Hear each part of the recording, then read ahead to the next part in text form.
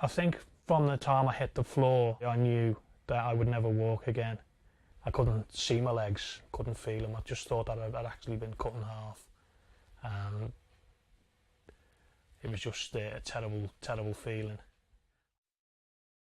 When I first was asked to go and see a psychologist, I was actually scared because I thought I was going nuts. I couldn't understand how I couldn't stop crying, but he explained that I was suffering from post-traumatic stress. When I talk like this about my accident, it's like talking about somebody else. I know it was me, but I find it very hard to understand. It's as if you're a part player in a play, the main character in it, but you just don't understand the part you've played. I can understand some people might change life, but it doesn't for me because that's the way I am. Oh, well, I miss work, yes, definitely, but yeah, I do, I miss work a lot. Moving about, mending things and such like.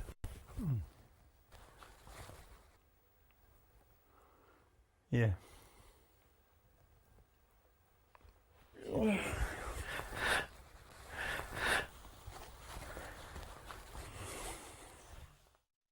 One short incident turns their whole life upside down. It is such a sudden event that they're not prepared for it, and it has a huge emotional and financial impact on the family for the rest of their lives. Could something have been done to avoid these accidents? And I tend to think yes, they could.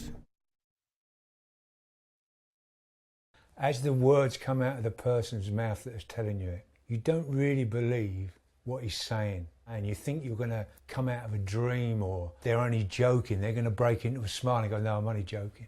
For a split second, I mean, then suddenly it dawns on you what they're saying. The full reality of what they're saying is hitting you. It's terminal. There's no medical cure for it. When I went to the coroner's court, I just wasn't prepared for them to read out all the details, to be honest, gruesome details of my son's injury. They even went into the weight of lung, liver, and even removal of the brain, which is all procedure for them. But for somebody like me who's never been to an inquest, it was devastating.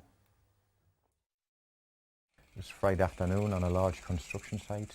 Some timber sheet materials had been stacked on a scaffold incorrectly. They slipped off the scaffold and unfortunately fell 3 stories. The person who was injured was in the wrong place at the wrong time. His leg was damaged below the knee and needed to be amputated. Health and Safety Executive obviously investigated it, and we were prosecuted. I just couldn't believe it because it was so strong. It was just invincible. And if he'd been in this room with us, he would have filled it with his personality. And you think, someone that strong, you couldn't snap it out. You couldn't just snuff it out like that. I can't describe the loss because I cared for him so much. And I know he cared for me.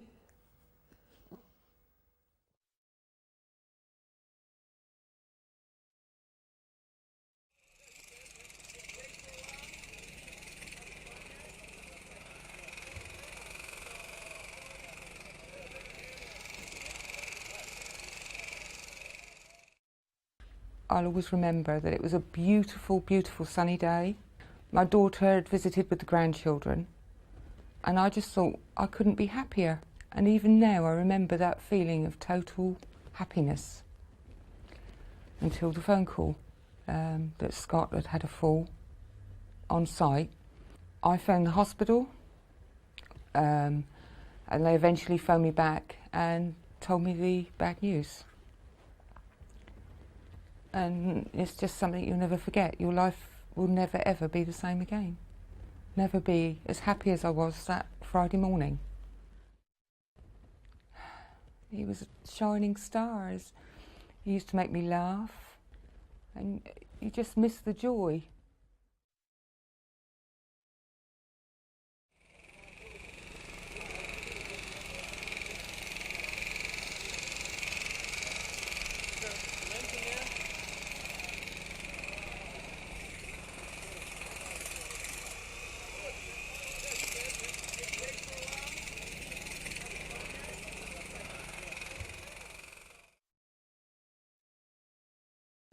Martin and people like him are the backbone of this country.